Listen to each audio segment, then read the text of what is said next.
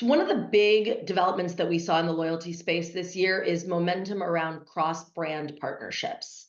And there's a lot of reasons why we're seeing this happen across industries.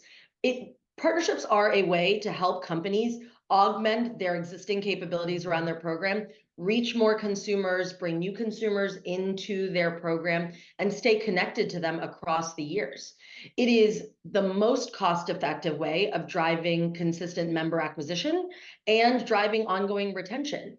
And increasingly, the technology solutions that are out there make it really easy for programs to plug into each other, share data, link accounts, and really create a more seamless experience for all of their members. Two main developments that we're keeping a very close eye on. The first one is artificial intelligence. Up until recently, it has been only available to really big programs with big budgets, but with the rise of ChatGPT and other engines and LLMs, it's going to be coming a lot more mainstream. And so we're seeing a lot of experimentation in that, which is really exciting. The other thing is the convergence of payments and loyalty. There's some really, really exciting innovations that have happened over the past 12 months, which are going to enable this to be a lot more mainstream and provide businesses, especially smaller businesses, with the opportunity to do some really great stuff. We have seen various milestones over the last year, especially 2023. The most fundamental one is actually seeing loyalty program owners to try to fix their basics. What does it mean? It means in getting more and more in control into what the loyalty program should realize, and secondly, trying to grasp all the customer data in an effective way to be able to offer personalized offerings. Across the industries, we have seen this as a big milestone in acquiring and capturing the right customer data to be able to offer personalized offerings over a rebuilt loyalty program model. Another trend we've seen gain greater heat over the last year is really around providing the consumer or the member with greater flexibility and choice in how they want to enjoy the rewards and benefits of the program. Kind of year after year, this is something we see consumers care about most in their interactions with loyalty, and brands are continuing to respond. This comes in multiple forms.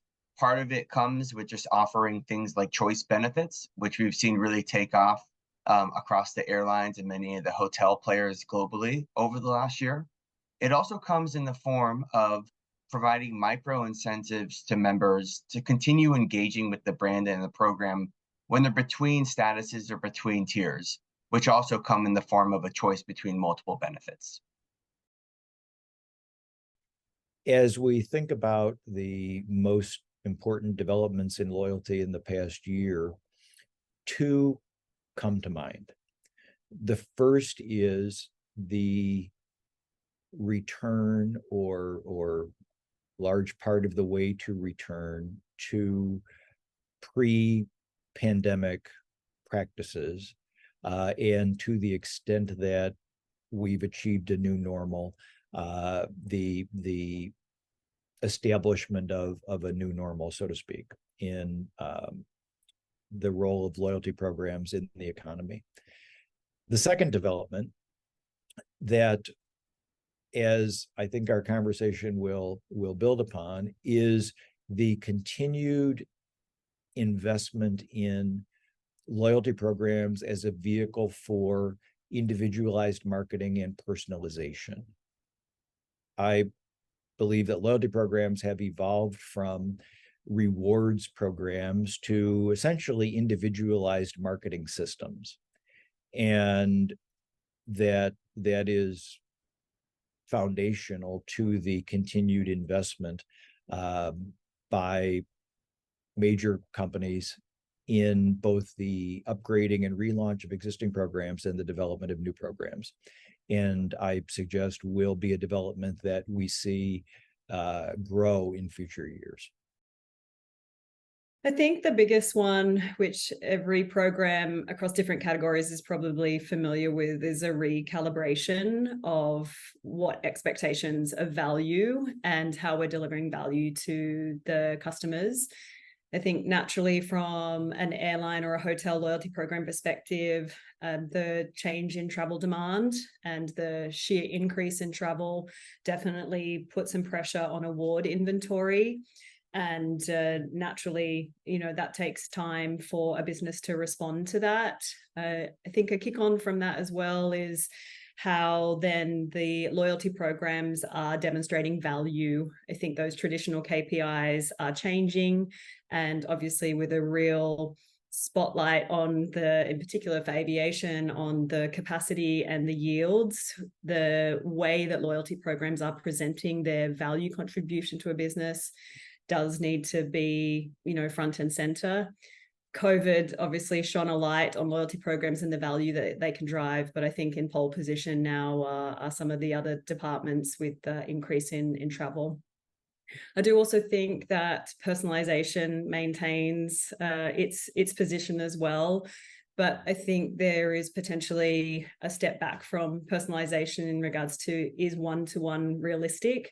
And can we set more realistic expectations and therefore do more with the technology that we have to hand? And then finally, I would say the continuous evolution into lifestyle space, which as per the first piece and the pressure of award inventory, I think that's a reaction, and how the currencies can be liberated to ensure that we maintain that value exchange with the membership base. Well, 2023, I think, has been quite an interesting year. I think the predictions, if we look back at what we said at the beginning of the year, probably haven't quite matured in that way. I think people have made some interesting inroads into the use of AI and personalization and things that we talked about at the beginning of last year. We have seen people much more calmer around the pandemic. We worried about some changes in behavior that were kind of starting to set in how people shopped.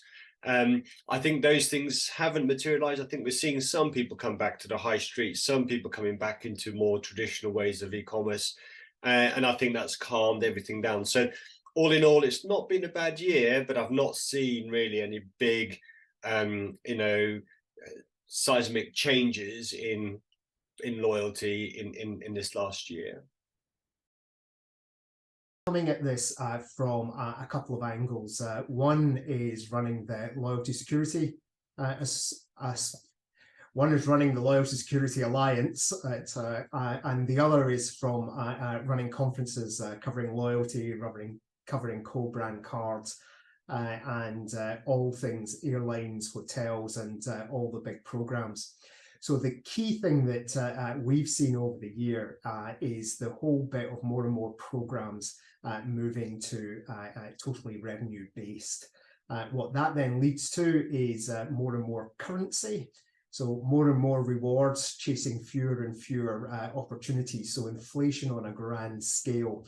And to put that into perspective on the co-brand cards, Delta with Sky Miles and British Airways with their American Express card have said that the spend on those cards are equal to 1% of the GDP of the US and 1% of the GDP of the UK. So it's a huge market. That's then having knock-on effects into the other bit of recognition. So we've seen what Delta's done in terms of their program revamp, in terms of elites.